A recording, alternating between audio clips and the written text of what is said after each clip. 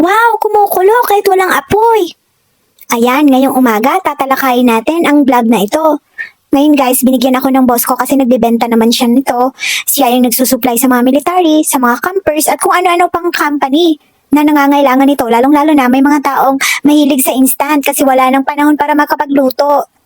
So ayan, bubuksan ko na.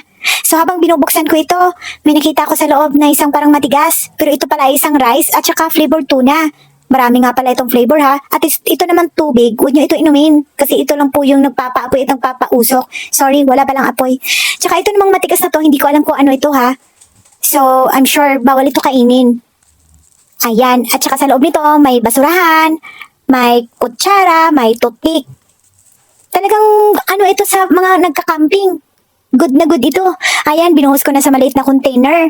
Itong bigas, para siyang bahaw na matigas. Tapos binuhusan ng ito ng tuna. Yan lang dalawa ang ingredients ha. Yan na yung paghaluin natin kasi the rest is wala na sa ilalim na yon. Tapos haluin natin. Alam nyo, ito yung mga sinusupply niya sa mga sundalo na may mga military exercises at saka kung ano-ano pa. Diba?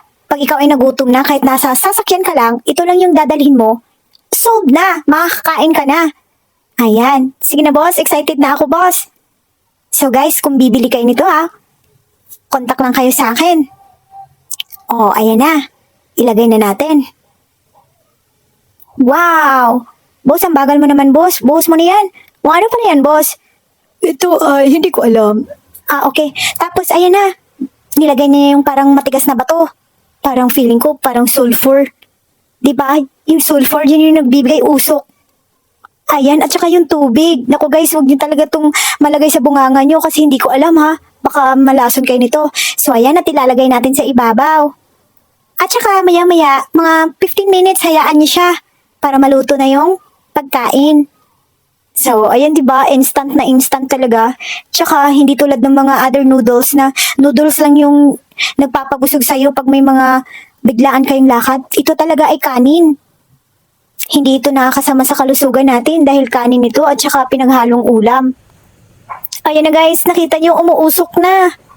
Hala, nakakamangha talaga. Talagang pati ako nagtataka ako kung bakit umuusok ito. 'Di ba? So ayan, feel ko luto na. Excited na akong buksan ito. Isa, dalawa, tatlo. Tarang! Wow! Para talaga siyang niluto sa rice cooker. Ang galing, nakakamangha. Guys, alam niyo, natikman ko ito. Ang sarap talaga. Yung lasa niya kakaiba. Masarap na sobrang lasa. Ang galing, ano? Oh, ano pang inaantay niyo, ha? Kapag may mga company na mahilig nito, dahil may mga, camping or kung ano-ano pa. Alam niyo na, saan kayo kumontak? Contact lang kayo sa akin, ha?